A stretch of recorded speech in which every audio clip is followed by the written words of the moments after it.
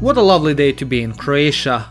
I sure hope nothing bad happens to my car with Serbian license plates.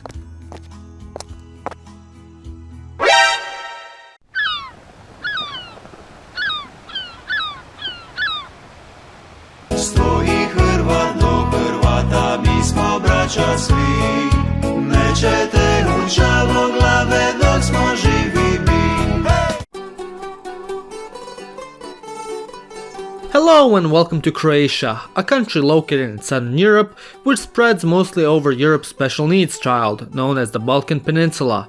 Croatia is home to a bit of over 4 million inhabitants, 90% of whom identify as ethnically Croatian, 4% as Serbs, and the rest are various other ethnicities who are equally as dysfunctional as the previously mentioned two. The country borders 5 other countries, those being Slovenia, Hungary, Serbia, Bosnia, and Montenegro, and if you count maritime borders, Italy as well. The capital of Croatia is Zagreb, which is also the most populated settlement of the country, where over 800,000 Croatians live, which is also 1/5 of the country. Historically, Croatia is split into 5 regions, those being Croatia proper, Dalmatia, Slavonia, and Istra. However, many would consider there being more, as they split up Dalmatia into 5 separate regions, those being Kvarner, Zadar, Šibenik, Split, and Dubrovnik. In the last episode of our travels to Croatia, we visited the country's capital, where we walked around during winter and enjoyed the winter wonderland of Zagreb. In today's episode, on the other hand, we'll be going to Croatia's southernmost region, Dubrovnik, where we'll explore the city's medieval and modern past, and also rip on them a little bit, because what else says brotherly love like making fun of your siblings?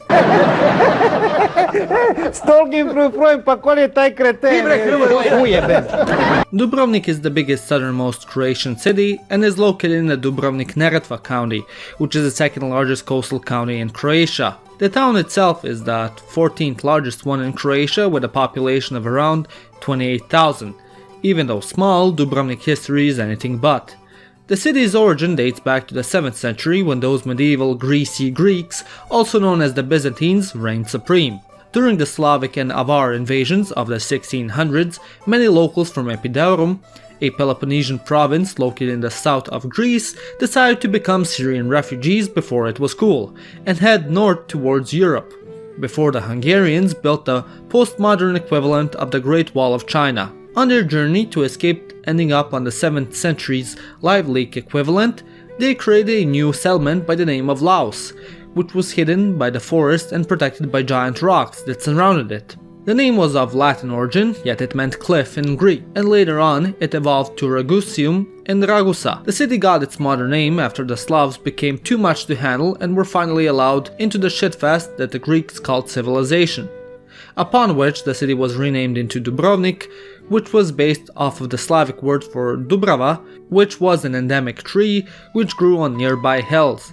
By the end of the 13th century, Dubrovnik started springing up around many of the walls you can see today, as means of protection from outsiders. During this time, Dubrovnik started to become a local mercantile power, and was trading local goods throughout the Italian states and the Byzantine Empire. Because of this, the neighboring mercantile rival Venice saw the city of Dubrovnik as a threat and conquered the city. Later on, in the 14th century, the city came under rule of the dollar store Asians known today as the Hungarians. Because the city was so good at peddling goods, it gained a shit ton of autonomy, which led to the creation of the city-state Republic of Dubrovnik, where the city was more or less independent, and was sort of a Hungarian protectorate. Before the kingdom with an impossible language fell under the empire with an impossible language, the Republic of Dubrovnik was able to get filthy rich, but not as rich as Jeff Bezos. Seriously, is anyone going to stop that man? Like, he owns half of America now, and the man is aiming next for space. What the fuck? Anyways, the merchants mainly traded large quantities of salted fish, salt, textile fabrics, and pottery. However, the strongest branch of commerce was the production and transport of ore and precious materials mined in Bosnian Serbian mines. After the Ottomans became the rulers of Dubrovnik, many commerce lines got cut because who wants to trade with the Turks, Lamau? Lira go brrrr!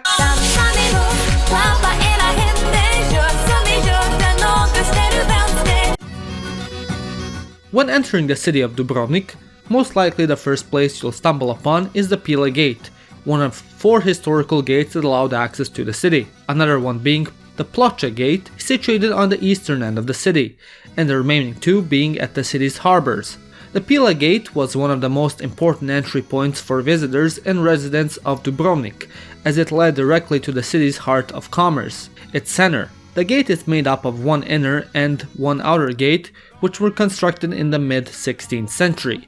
On top of it you can find the statue of Saint Vlaho, who is seen as the protector of the city, as it is believed that in the 10th century, during one of numerous sieges of Venice, the long-deceased saint warned one of the local priests against a Venetian plan to conquer the city. Because of him uncovering the Venetian plan, the Dubrovnian army was able to counter the dirty gondola lovers and successfully defend the city. Because of this, the citizens of the city hold a celebration every 3rd of February in Vlaho's honor. After going through the Pila Gate, one will find themselves in the city's core, known as Stradun. Stradun is the main artery that connects the west end of the city with the east, and was the historic meeting point of merchants from all over Europe and the world, which is evident with the multitude of magnificent historical buildings which adorn the street. The beginning of the city's existence, most of the structures found here were constructed out of wood. However, after the great earthquake of the 17th century wiped out half of the city, the citizens of Dubrovnik found out a life lesson most preschoolers learn after reading The 3 Little Pigs, and that is wood is not a reliable building material, and rebuilt most of the buildings in stone. After the earthquake, most of the city was rebuilt in the Roman Baroque architecture style, which can be seen on most of the buildings throughout the old part of the city, except for the Sponza Palace, which still retains its pre-17th century form, as it was one of the few buildings to survive the quake. At the western end of Stradun, just after the Pila Gate, lies the famous Onfrio fountain that came into existence in the 15th century after the city came to the inconceivable revelation that the citizens needed fresh water to live.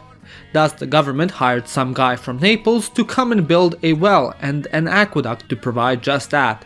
Afterward that task was done, the fountain got named after him. Across from Onfrio stands the Franciscan church and monastery, colloquially known as the Franjevački Samostan. The monastery complex dates back to the 13th century, albeit the first Franciscan monastery was built where today's Hilton Hotel stands, 200 meters from the old town area. With the rise of Dubrovnik's mercantile power, the city came under threat from war with neighboring countries.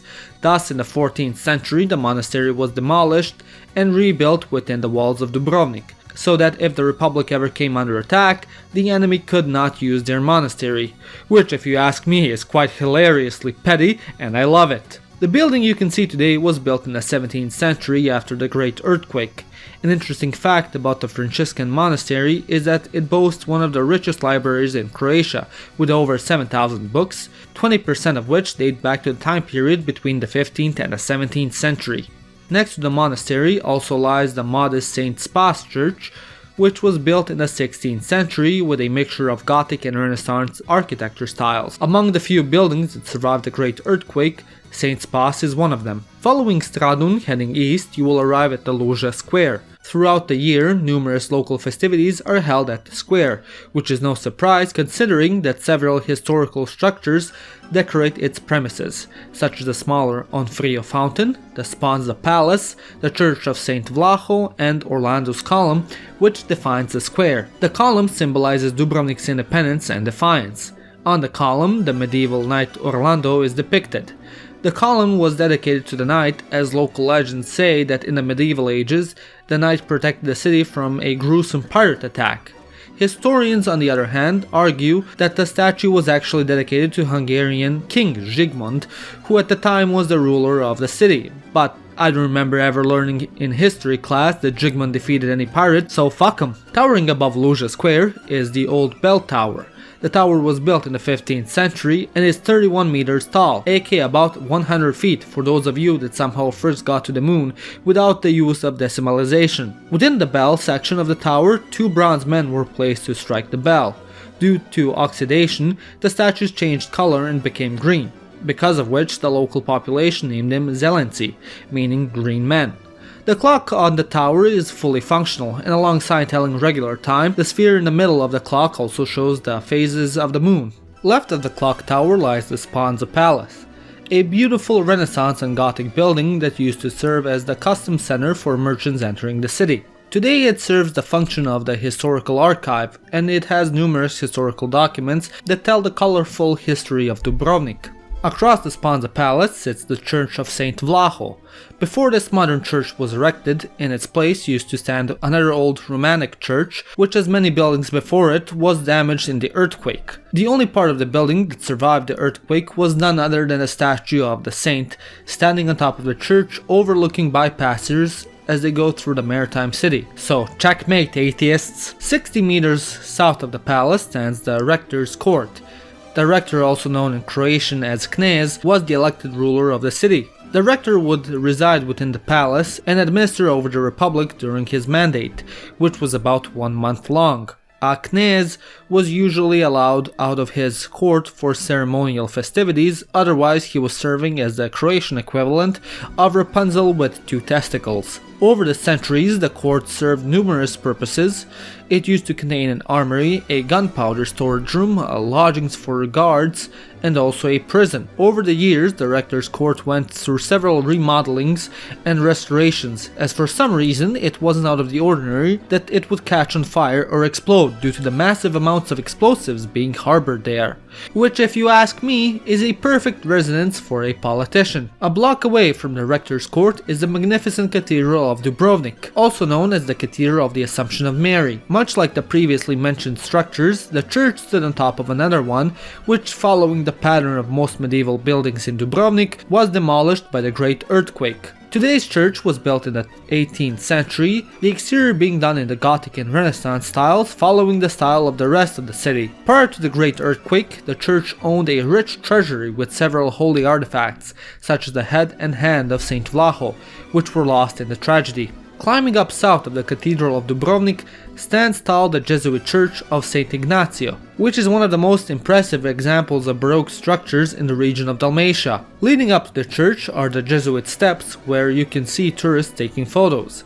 The church belongs to the broader complex of the Collegium Ragusinum and the Jesuit Academy, which makes the building one of particular cultural importance. But enough about the city itself, let's talk about things outside of it, or better yet, what's protecting it, its great walls. The walls of Dubrovnik are arguably one of the best preserved Middle-Age fortifications that can be found in Europe, and possibly even the world, only rivaled by the Great Wall of China. The walls span around 1,940 meters and consist of several bastions, forts, and Ottoman-era jails.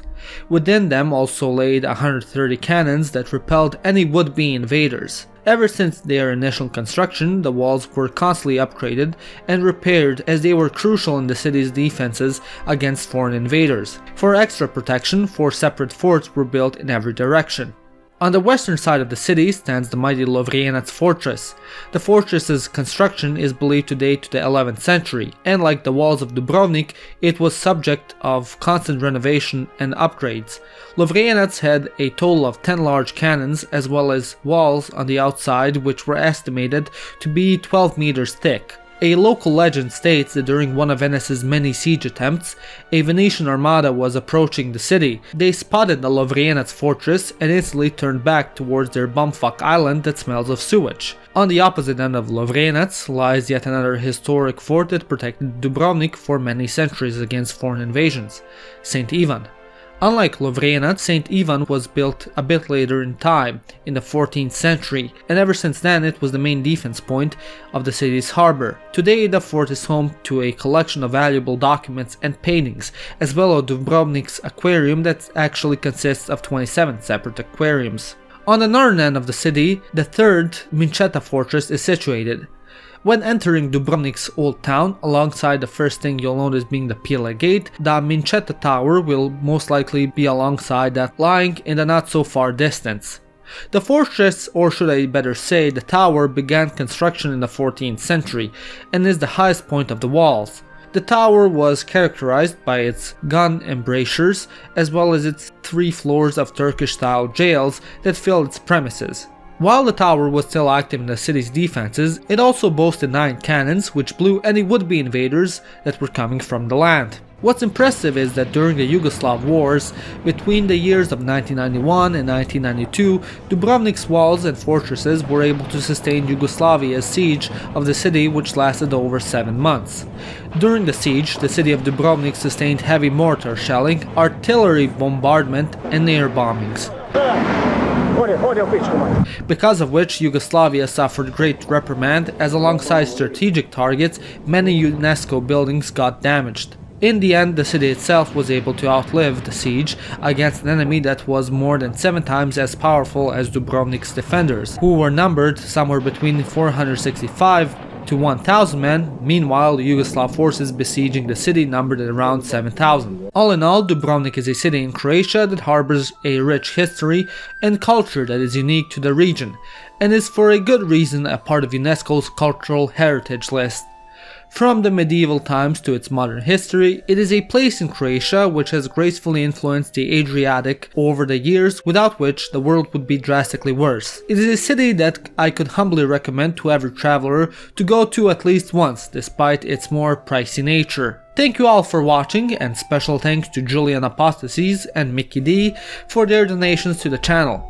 If you wish to be named in my future videos, consider becoming a channel member, as it significantly helps with making these videos. You've watched Living Ironically in Europe, and I'll see you next time.